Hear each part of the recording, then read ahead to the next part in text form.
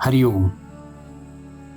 राजा जनक आणि सर्वज्ञानी श्री अष्टावक्र यांचा ज्ञानसंवाद. अष्टावक्र गीता अध्याय 10, श्लोक 3. यत्र यत्र भवे तृष्णा संसारम वित्ति तत्र वै प्रौढवैराग्यमाश्रित्य विततृष्णाः सुखी भव. अनुवाद: जिथे जिथे आसक्ती आहे, तृष्णा आहे, तिथे तिथे संसार आहे हे ओळख व परिपक्व वैराग्याने तृष्णाविरहित होऊन सुखी हो. विवेचन.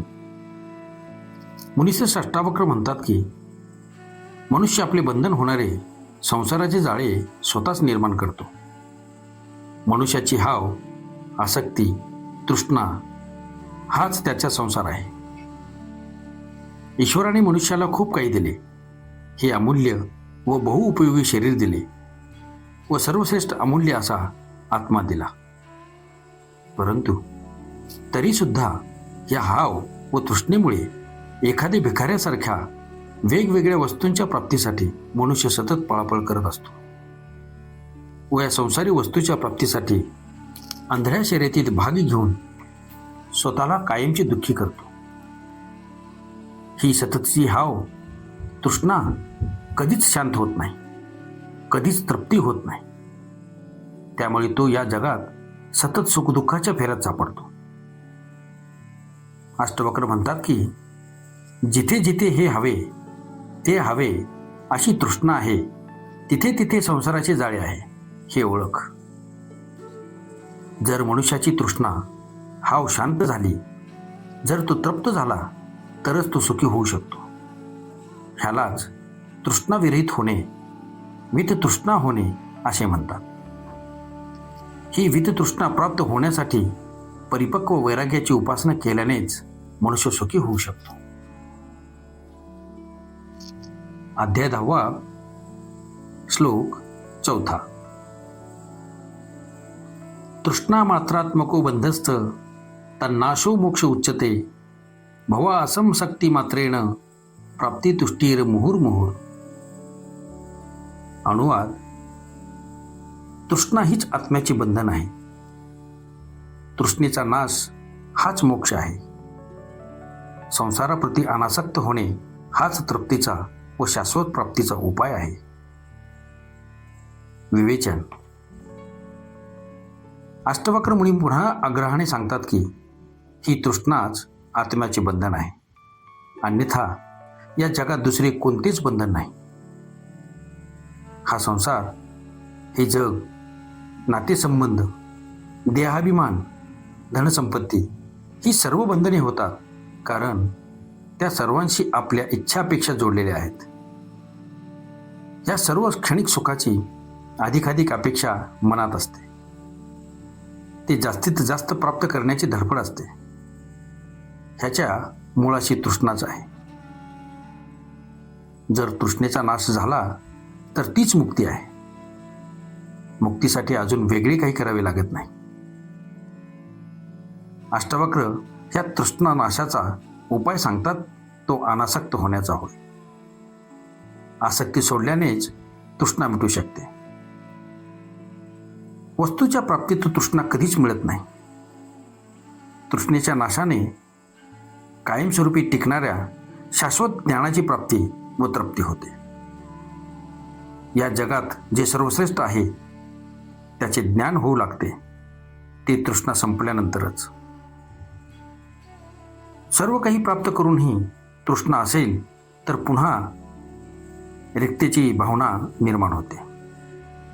अनासक्त होण्याचा अर्थ आहे न आसक्ती, न विरक्ती, न ग्रहण, न त्याग, कशाचीही इच्छा न करणे, जे प्राप्त झाले त्यावर संतुष्ट राहणे, जगाप्रती उपेक्षा करत ठेवणे म्हणजे अनासक्त होणे होय. अध्याय 10, श्लोक 5. त्वमेकश्चेतनः शुद्धो जडं विश्वं सत्यता अविद्या अपि न किंचित सा का बुभुत्सा तथापि ते. अनुवाद: तू एक शुद्ध चैतन्य आहे. संसार जड व असत्य आहे. अविद्या सुद्धा असत्य आहे. हे जाणल्यानंतर ह्यापेक्षा अजून काय जाणून घेण्याची तुझी इच्छा आहे? विवेचन: ब्रह्मा म्हणजेच आत्मा व तो एकच आहे. चैतन्य स्वरूप आहे, शाश्वत आहे व म्हणूनच तो सत्य आहे. ही सृष्टी त्याचीच केवळ एक अभिव्यक्ती आहे. त्याचाच विस्तार आहे, त्याचेच व्यापक रूप आहे. परंतु हा संसार जड आहे, अनित्य आहे. तो तर क्षणाक्षणाला बदलत असतो. संसार एखाद्या नदीच्या प्रवाहासारखा आहे. तो सतत वाहता आहे. या उलट चैतन्य स्थिर आहे, पण संसार गतिमान व चंचल आहे. ह्या जगात दोन प्रकारची शक्ती आहे. एक विद्या व दुसरी अविद्या. ही विद्या अमृतत्वाकडे नेणारी, तर अविद्या क्षणिक संसाराकडे नेणारी आहे. विद्याशक्तीच्या प्रभावाने जीव अमृतत्वाच्या जवळ सरकतात, तर अविद्येच्या प्रभावाने त्यापासून दूर जातात.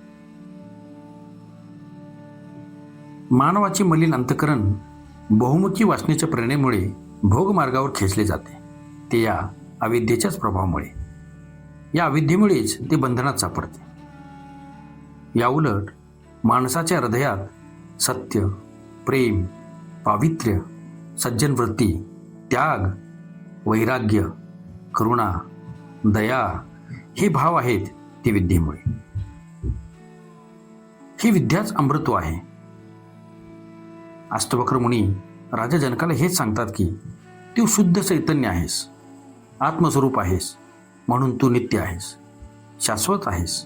याउलट हे जग जड आहे व असत्य आहे. ते नष्टप्राय आहे. संसाराकरिता निर्माण झालेली अविद्या सुद्धा असत्य आहे. हे ज्ञान प्राप्त झाल्यावर या असत्य व नश्वर बाबींपासून कोणते ज्ञान मिळवण्याची तू इच्छा बाळगतोस? आता तुझ्यासाठी जाणून घेण्याचे काहीही बाकी उरले नाही. तुला पूर्ण ज्ञानाची प्राप्ती झाली आहे. ओम शांती शांती शांती.